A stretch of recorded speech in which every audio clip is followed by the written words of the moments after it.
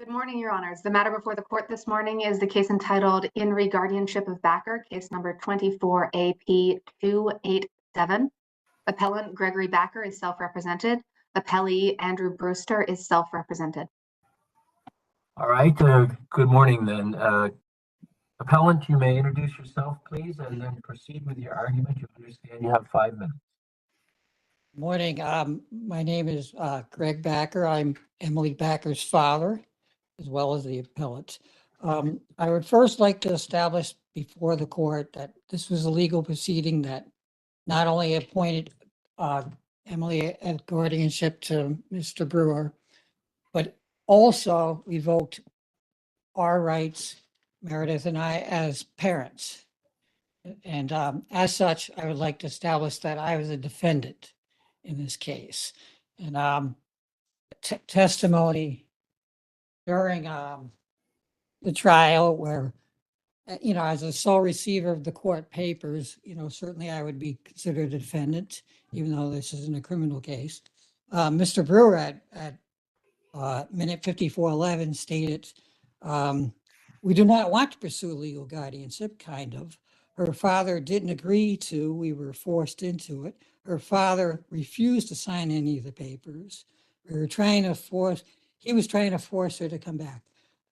Clearly, I needed to defend myself. Testimony giving at the trial was essentially given by Ms. Fisher, therapist, and Mr. Brewer. They related testimony given by Emily. It was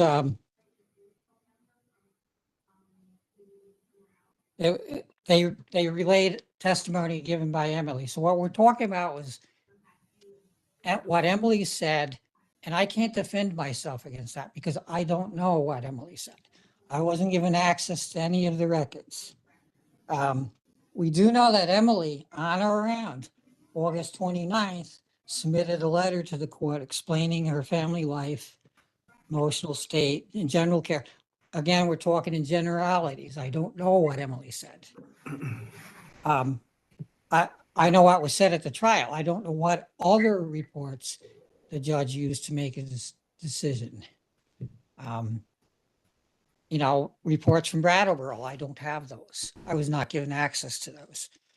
So I would like to claim my rights under the Sixth Amendment U.S. Constitution that I was not given access to those. Now, I'd also like to, if I'm permitting, address the white elephant in the room.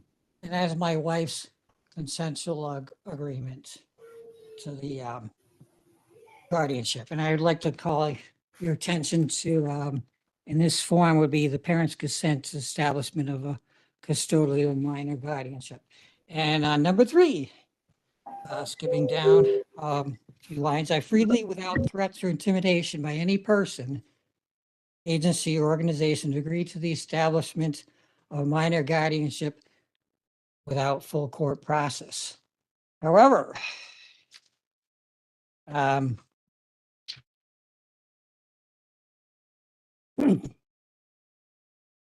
3740, Ms. Fisher testified, Meredith also admitted, I believe, in conversation, that she is struggling a little bit.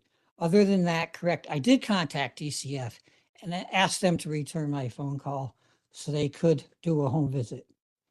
At 3755, I had stated, Meredith did struggle with mental health when all this occurred, and she sought the help of a psychiatrist's medication. Clearly, Meredith and I, at the time actually, were threatened. We were intimidated. And so I asked that that contract be considered null and void. What else do we have here? I could go on evidence. I did submit testimony that we provided proper parental care. We couldn't prove anything about food because nobody had been to our house to inspect. Such things as schooling, she was in Long Trail. Anything hard could have been proven, but no evidence was submitted that her education was not adequate. As for other care, I took that to mean this Emily did not have a long-term problem. She had quick onset depression. She was doing fine up until we had discussed it up until February when this all occurred. I'm out of time. All right, sir. Yeah, I'm out of time. But we had sought the help of a psychiatrist, and Ms. Fisher had even testified that Meredith had sought her help in, I believe you said March. In February, she contacted. In March, she was seeing Emily. My time is out, We're sir. going to have to leave it there, sir. Your time has Yes. expired. Thank you, Your Honor. I appreciate it. Thank you. All right, the appellee, please introduce yourself, and you may then proceed with your argument. You understand you have 5 minutes. Good morning, Your Honors. Excuse me. My name is Andrew Brewer. I am now court-appointed guardian of Emily Bacher, and I am the appellee in this case.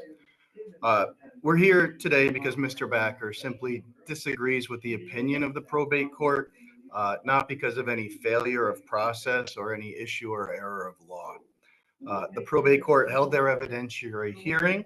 They made their ruling based on the testimony of multiple individuals, including Mr. Bacher and myself, as well as several others. We discussed her medical and school records. Emily was in favor of this request of the guardianship, as was Greg's wife, my sister, and Emily's mother, Meredith Bacher. Emily now is 15 years old in the state of Vermont. She is old enough to select her own guardian pursuant to the Vermont Statute 14, subsection 2650. Mr. Bacher's allegation was that nobody had ever visited their home. Now he is saying that we threatened to have people visit his home. So he's going both ways here. In fact, Nancy Trudeau, who was the guardian ad litem appointed by the court, did visit their home. She also visited our home in Vermont. She met with Greg. She met with us. When she gave her report during the second court hearing, she stated that there was nowhere for them to have family dinners, that the wood stove exhaust piping was one of the most dangerous things that she had ever seen in a house that she had visited. Mr. Bacher, during several of our probate update hearings, has continued to give his claim that this was guardianship was unnecessary. He has continued to petition the court to end the guardianship, and his home was visited by the guardian ad litem, who said that the guardianship was in Emily's best interest. Emily's therapist, Lindsay Fisher, who Greg has mentioned, has stated the same, that the guardianship was in her best interest as well. Emily's attorney, Shannon Lamb, was at all of the hearings and was able to speak on Emily's behalf. And we did have one update hearing where Emily herself was able to state for herself her opinions. The probate court has continued to keep the guardianship in place despite all these challenges from Mr. Bacher. In regard to my sister, Emily's mother, she consented to the guardianship. She signed the paperwork for the guardianship. She was never under duress. She was never coerced by myself or my wife. And in fact, during one of those update hearings from the court, they specifically asked her if she was still supported the guardianship, and she said that she did. She said yes.